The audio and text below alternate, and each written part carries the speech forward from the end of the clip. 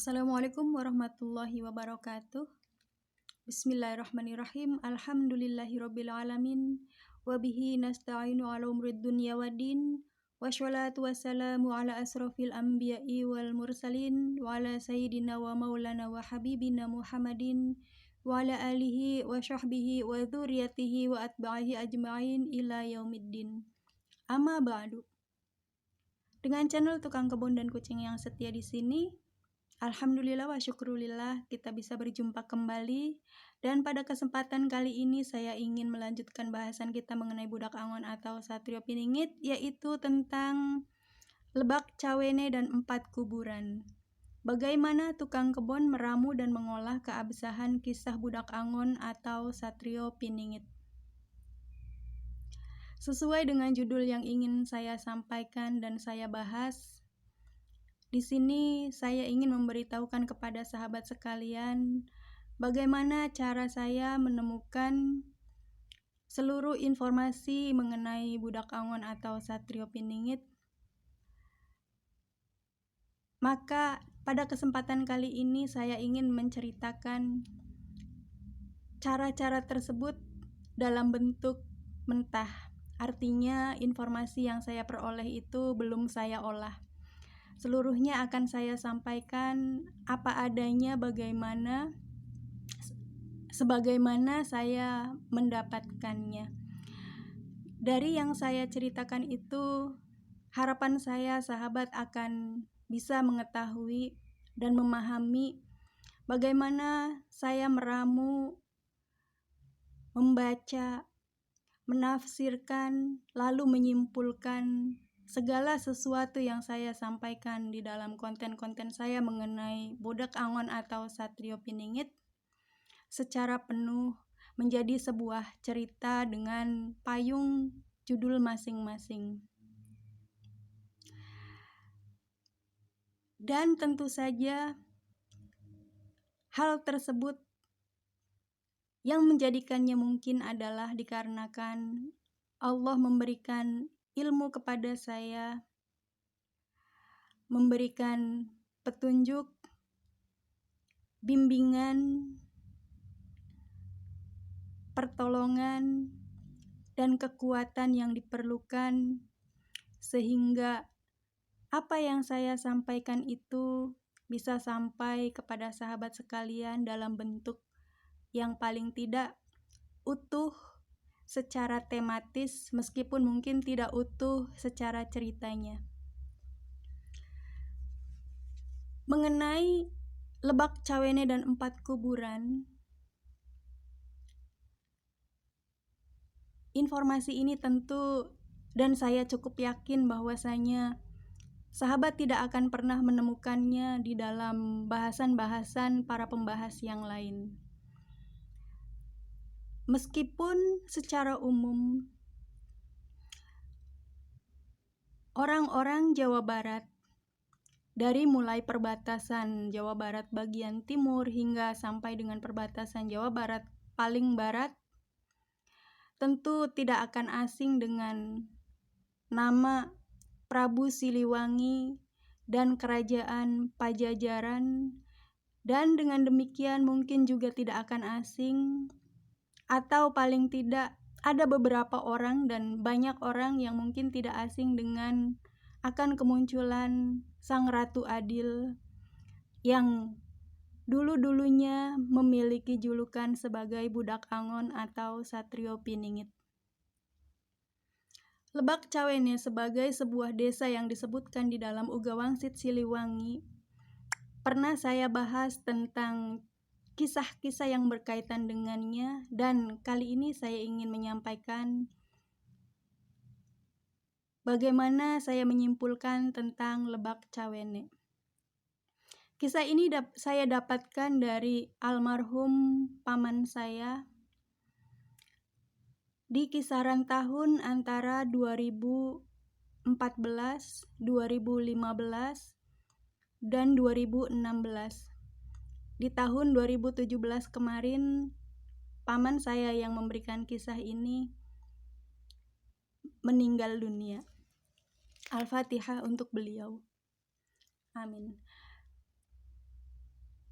Kisah ini saya dapatkan secara terpisah-pisah, artinya tidak dalam satu waktu, dan ada kisah-kisah lain yang berkaitan dengan jejak-jejak yang ditinggalkan dari masa lalu mengenai sosok Budak Angon atau Satrio Piningit yang tidak melulu saya dapatkan dari beliau paman saya, tetapi juga dari masyarakat sekitar di wilayah Jawa Barat. Salah satunya tentang sosok Ki Santang yang beliau ini meninggalkan jejak dan petunjuk yang mengarah kepada sosok Budak Angon atau Satrio Piningit. Lebak Cawene, almarhum paman saya pernah menceritakan tentang sebuah desa tempat berakhirnya perjalanan Ki Santang di dalam melakukan sebuah laku lampah. Beliau berhenti di sebuah desa, lalu di desa itu terjadi sebuah hal-hal yang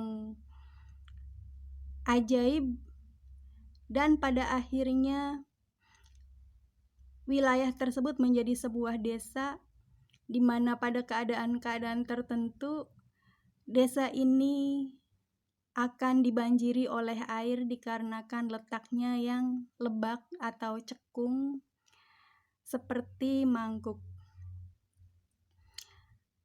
Di kesempatan yang lain, paman saya bercerita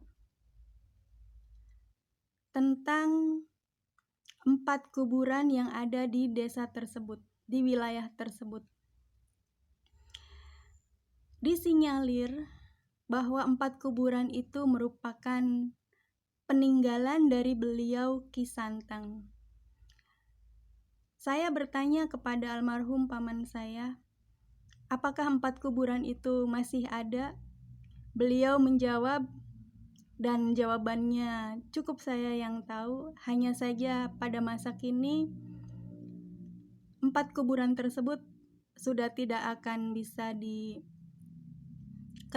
keberadaannya, tetapi sebenarnya masih ada, dan kalau nantinya akan dicari, insya Allah pasti akan ketemu. Tetapi hanya orang yang bersangkutan yang akan bisa menemukannya.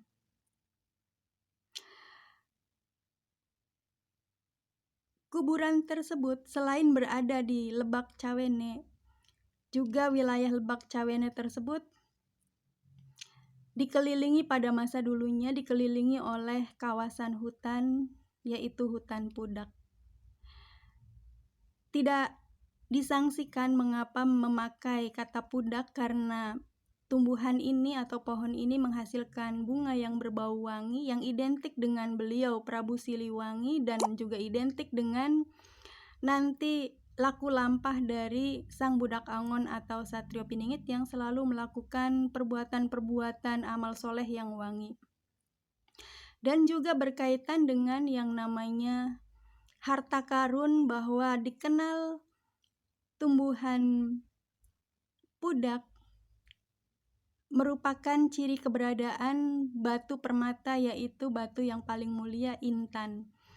Intan di sini kita terjemahkan sebagai sosok Budak Angon atau Satrio Piningit yang merupakan perbendaharaan tersembunyi di semesta yang memiliki kemurnian dan kesaktian tak tertandingi bila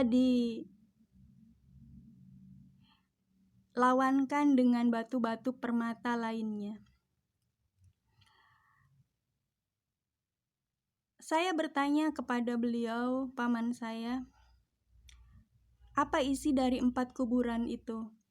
Almarhum paman saya kemudian memberikan beberapa kemungkinan bahwasanya bisa jadi berisi 4 jasad tetua leluhur yang memiliki kiprah yang sangat penting bagi negara kita. Yang kedua bisa jadi berisi benda-benda pusaka yang memang juga akan sangat berguna untuk bangsa kita.